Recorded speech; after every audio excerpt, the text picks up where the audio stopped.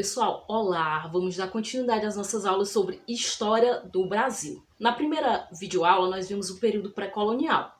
O período pré-colonial é o período que vai da chegada de Cabral até mais ou menos 1930, 32, quando começa a efetivação da colonização brasileira, lá com a questão das capitanias hereditárias.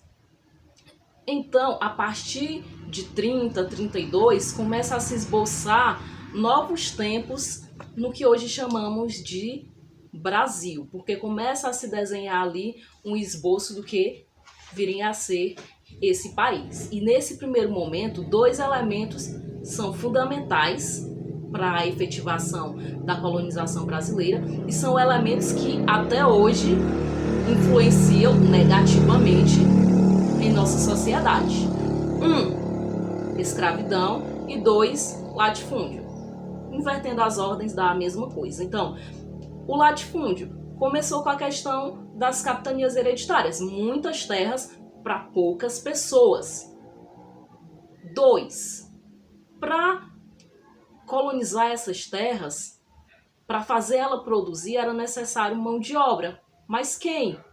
A princípio, os índios, chamados de negros da terra. Mas os índios, eles vinham de uma cultura em que eles não conheciam o trabalho em larga escala, o trabalho agrícola. Então, muitos não resistiam. E outros, por conhecer bem a terra, acabavam fugindo. Então, isso fez com que os portugueses pensassem em um novo tipo de trabalhador. Além disso, tinha a questão religiosa dos jesuítas, que queriam catequizar os indígenas, né? Convertê-los ao catolicismo. Então, os portugueses eles viram uma outra saída, triste e perversa, que foi trazer africanos para trabalhar no Brasil.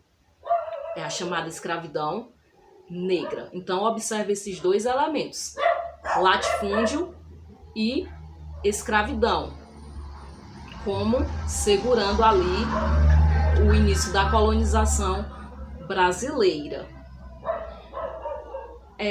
Outro elemento, a monocultura. Que a monocultura é a plantação em larga escala de um único produto. Isso não quer dizer que outros produtos não fossem cultivados, claro que eram, né?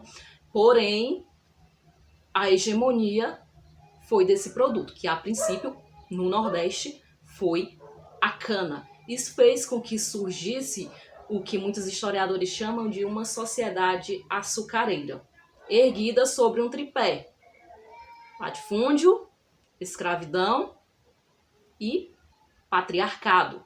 O senhor de engenho era o dono dos escravos, o dono das terras, ele mandava e desmandava. Sociedade patriarcal.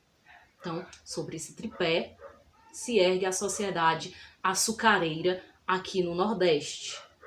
No Sudeste, mais à frente, um novo tipo de sociedade vai surgir, a chamada Sociedade do Ouro. Por quê? Porque lá vai ser descoberto ouro, né? Diamante, ouro e outras pedras preciosas.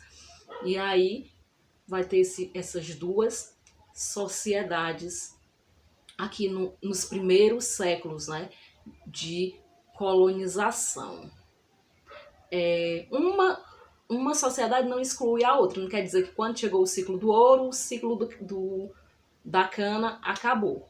Não, ambas sociedades elas conviveram simultaneamente ali por algum tempo ainda. Mas o que eu quero que vocês observem é como é que se esboça o que chamamos hoje de Brasil.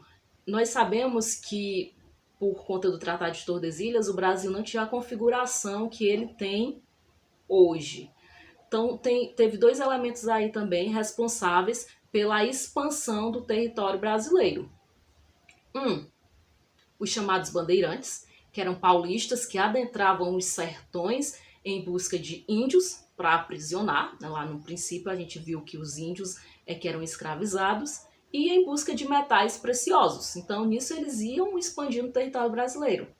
Outra, o gado, né? A criação bovina. Era necessário criar esse gado bem longe das plantações de cana-de-açúcar. E nisso os criadores vão adentrando os sertões.